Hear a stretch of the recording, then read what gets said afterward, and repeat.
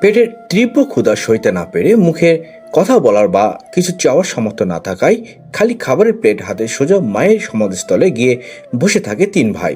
অবুঝ মন হয়তো ভাবে ওপার থেকে মা ফিরে এসে নিজ হাতে খাইয়ে দিবেন তাদের। চোখের জল এনে দেওয়া এই হৃদয় বিদারক ঘটনাটি পটুয়াখালী জেলার বাউফল উপজেলার চাঁদকাঠি গ্রামের। এই তিন ভাই রিপন দাস, সাধন দাস ও নিতু দাস জন্ম থেকেই নানা প্রতিবন্ধকতার শিকার। সাধন চোখে দেখেন না, আর রিপন ও নিদু বাক ও বুদ্ধি প্রতিবন্ধী। বছরখানেক আগে বাবা রতনচন্দ্র দাস মারা যাওয়ার পর মা সরস্বতী রানী ছিলেন তাদের বেঁচে থাকার একমাত্র সম্বল। কিন্তু গত মাসে লিভার ও কিডনি রোগে ভুগে মাও পাড়ি জমিয়েছেন না ফেরার দেশে। আর এরপর থেকেই এই তিন প্রতিবন্ধী ভাইয়ের জীবনে নেমে এসেছে ঘোর অন্ধকার।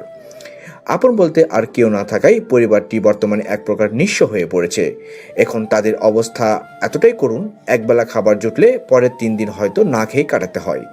গ্রামের মানুষ ও প্রতিবেশীরা দয়া করে দুমুঠো দিলে তাদের পেট ভরে, না দিলে থাকতে হয় অনাহারে। তবে এই ঘোর অন্ধকারের মাঝে আশার আলো হয়ে দাঁড়িয়েছেন স্থানীয় প্রশাসন। তবে এই তিন প্রতিবন্ধী এতিম ভাইয়ের সুন্দরভাবে বেঁচে থাকার জন্য এখন সবচেয়ে বেশি প্রয়োজন সমাজের বিত্তবানদের একটু সুদৃষ্টি ও সহযোগিতা। আপনার একটু সহযোগিতায় হয়তো বদলে দিতে পারে অসহায় এতিম ভাইয়ের জীবন।